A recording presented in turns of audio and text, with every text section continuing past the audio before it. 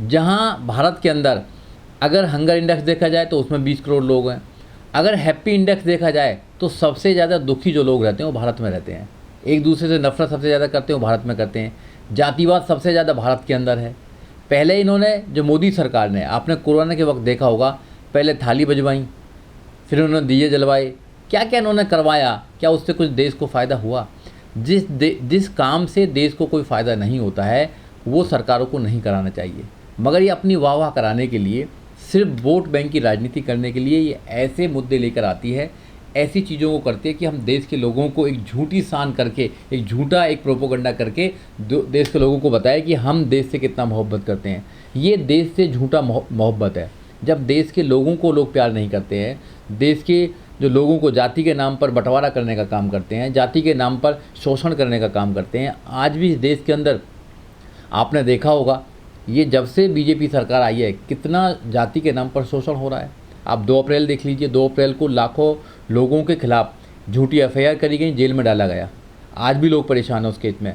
और अगर कोई यहाँ पर जो है का मूल निवासी है, यहाँ का डिप्रेस क्लास का व्यक्ति है या अम्बेडकरवादी आदमी है, अगर मूंछ रखा लेता है तो कत्ल हो जाता है, घोड़ी पर चलता है तो कत्ल हो जाता है, अगर वो मोटरसाइकिल पर चढ़ना चाहता है तो कत्ल हो जाता है। इट मीन्स कि जाति के नाम पर आदमी है, जातिवाद है देश के अंदर। आपने सुना होगा, मोदी जी ने कहा कि मैं देश को, भारत को मैं बुलेट ट्रेन दूंगा, 2022 में बुलेट ट्रेन आ जाएगी। कहाँ पर बुलेट ट्रेन आई? मोदी जी ने कहा कि हम इस देश में जो नौजवान हैं उनको 2 करोड़ हर साल रोज़गार देने का काम करेंगे। क्या रोज़गार दिया? रोज़गार छीनने का काम किया। मोदी जी ने कहा कि इस देश को हम सोने की चिड़िया बनाएंगे, इस देश को हम 15-15 लाख रुपए सब लोगों को देने का काम करेंगे। जो मोदी जी कहते हैं वो बिल्कुल भी सच नहीं होता है, उस पर वो नहीं करते हैं। जो कहते हैं वो करते नहीं है। करनी और कथनी में अंतर है।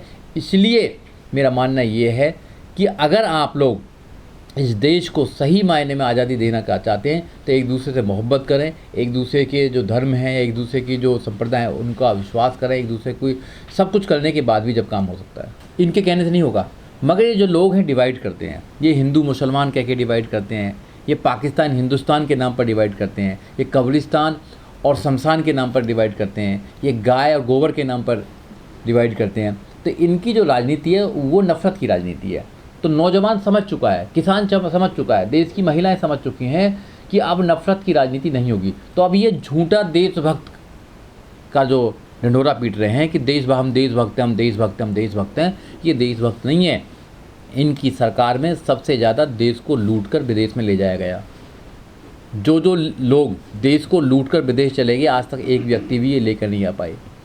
सबसे ज़्यादा दंगे नफ़रत इनके राज्य में होती है। सबसे ज़्यादा संविधान को तोड़ा इनके राज्य में जाता है। इतिहास में पहली बार जब से देश आज़ाद हुआ है, भारत के संविधान को जलाया गया था इनकी सरकार में। पार्लियामेंट के सामने कुछ नहीं बोले प्रधानमंत्री, इनका एक भी मिनिस्टर नहीं बोला।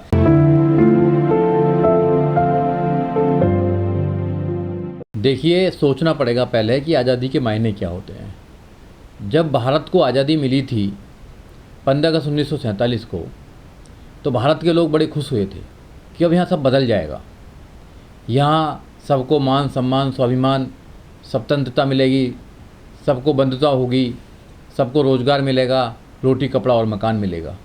मगर 75 साल होने के बाद भी, बाबा साहब डॉक्टर अम्बेडकर के संविधान के होने के बावजूद भी, क्योंकि बाबा साहब डॉक्टर अम्बेडकर ने यहाँ पर 26 जनवरी 1950 को पूर्ण रूप से देश में संविधान लागू हुआ और संविधान में प्रत्येक व्यक्ति को उसके अधिकार मिले।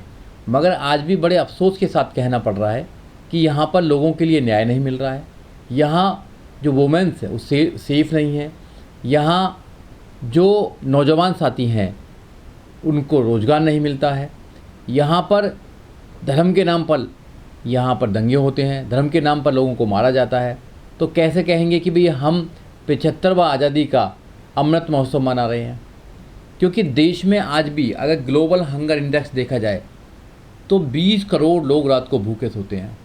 जिस देश में रात को 20 करोड़ लोग भूखे सोते हों, क्या उस देश को के लोगों को नहीं सोचना चाहिए कि ऐसी स्थिति कैसी है फिर हमारी? यहाँ ज़्यादा से ज़्यादा लोग जहाँ अनपढ़ हों, जहाँ ज़्यादा से ज़्यादा लोग गरीब हों, जहाँ ज़्यादा से ज़्यादा लोग बिना दवाई के मर जाते हों, जहाँ लोगों को रोज़गार ना मिलता हो, तो सरकार को सोचना चाहिए कि लोगों को सिर्फ प्रोपोगंडा करके और सिर्फ अच्छा अच्छा दिखा के कहना कि देश में सब कुछ ठीक चल रहा है, ऐसा नहीं करना चाहिए। जो रियल मुद्दे हैं उन पर काम करना चाहिए। देश की जो सरकारें हैं वो रियल मुद्दों पर काम नहीं कर रही हैं, वो गरीबी को मिटाने के लिए काम नहीं कर रही, गरीबों को मिटाने के लिए काम कर रही हैं, गरीब बनाने के लिए काम कर रही हैं।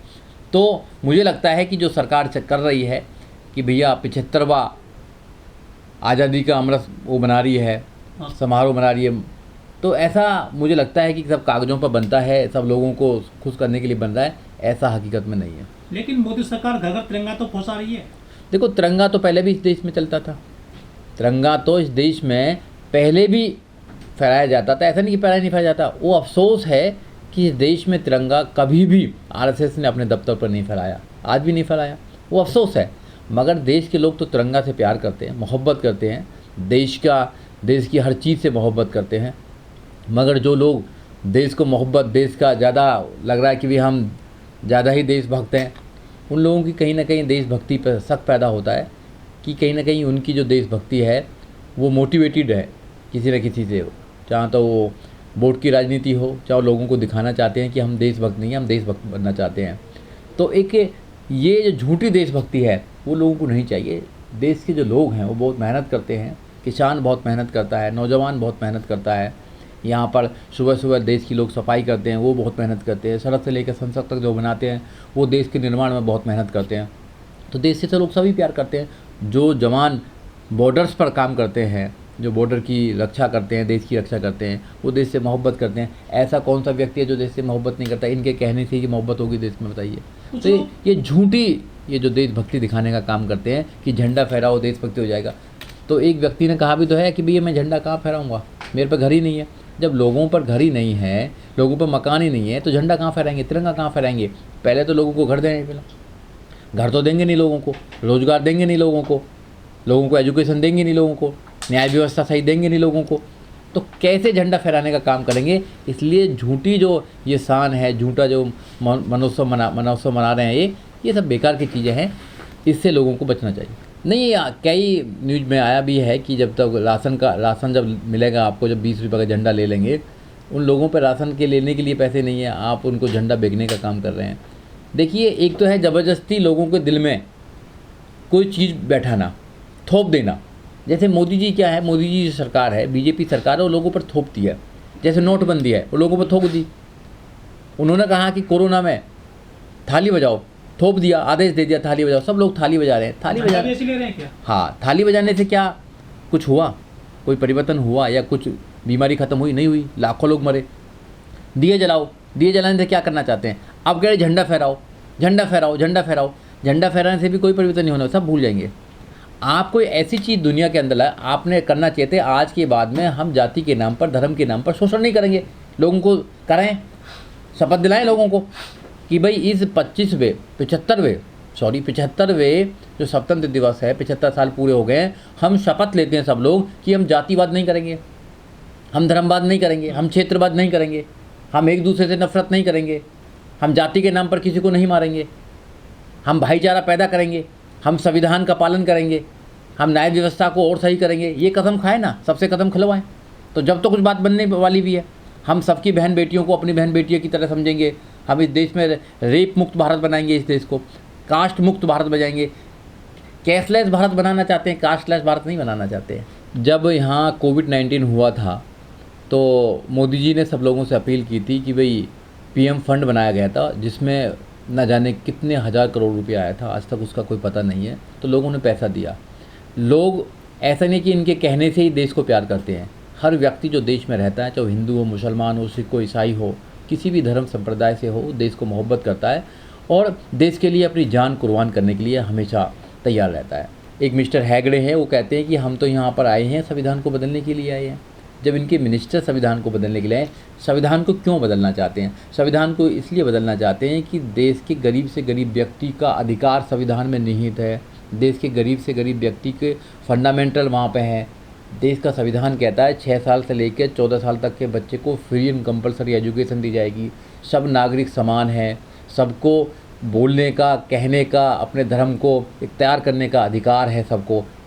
तो वो आपको अधिकार देता है, तो अधिकार छीनना चाहते हैं। ये मनुस्मृति के माध्यम से देश को चलाना चाहते हैं कि जो हायरार्की बना रखी है जाति के नाम पर, ऐसे ही ये देश को चलाना चाहते हैं। इनको ये पता नहीं है कि देश का संविधान बाबा साहब डॉक्टर अम्बेडकर ने बनाया है। लोग 90% लोग देश के संविधान को मानते हैं। जिस दिन वो खड़े हो गए, जिस दिन वो जागरूक हो गए, आपकी सरकार भी जाएगी और आप लोग भी यहाँ से जाएंगे, क्योंकि नफरत करने वाले लोगों को देश के लोग पसंद नहीं करते हैं। अब धीरे धीरे लोग जागरूक हो रहे हैं। अब बाबाओं के क्या, बाबाओं तो बाबा ही हैं। बाबाओं क्या, इस देश के अंदर ये बड़ा अफसोस के साथ कहना पड़ रहा है कि जहाँ पर बाबाओं का कोई अस्तित्व नहीं होना चाहिए, जो अंधविश्वास को फैलाने का काम करते हैं। संविधान कहता है कि जो अंधविश्वास को फैलाएगा, जो जातिवाद को फैलाएगा, वो जो छुआछात करेगा, उसको जेल में डालने का काम करेंगे। मगर इस देश में खुलेआम तरीके से बाबाएँ अंधविश्वास को फैलाने का काम कर रहे हैं। जितने भी धर्म के बाबा हैं, किसी भी धर्म के हों, सब अंधविश्वास को फैलाने का काम कर रहे हैं। टीवी के माध्यम से, रेडियो के माध्यम से, सोशल मीडिया के माध्यम से, वैसे भी कथाओं के माध्यम से अंधविश्वास फैलाया जा रहा है। लोगों के माइंड को करप्ट किया जा रहा है, लोगों के माइंड में अंधविश्वास डाला जा रहा है, मगर सरकार कोई भी कदम उठाने को तैयार नहीं है। जबकि संविधान ये कहता है, फंडामेंटल ड्यूटी प्रत्येक नागरिक की, this is duty of the every citizen of this country, कि भाई हमें जो साइंटिफिक टेम्पर है उसको प्रमोट करना है, हमें तर्क के साथ में बात रखनी है। हमें वैसे नहीं करना कि भैया जी के कुछ भी कर लो ऐसा हो जाएगा, ऐसा नहीं है। आप देखा कथाओं में, एक बाबा कथा करता है, वो कहता है कि नहीं सेनापति आ गए, सेनापति मार लगाते हैं, सेनापति मार लगाते हैं, ठीक है। तो ऐसे बाबाओं को जब प्रमोट किया जाएगा तो अंधविश्वास फैलेगा ही फैलेगा। फिर लोग मेहनत पे क्यों विश्वास करेंगे, पढ़ाई पे क्यों विश्वास करेंगे, साइंस पे क्यों विश्वास करेंगे, मेडिकल साइंस पे क्यों विश्वास करेंगे।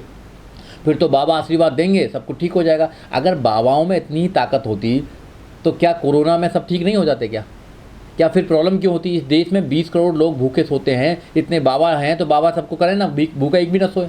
मैं चैलेंज करता हूँ, करें बाबा, अगर बाबाओं में ताकत है तो। इस देश में रेप होते हैं तो बाबा करें, कुछ दिखाए ना बाबा अपना जादू कि रेप ना हो।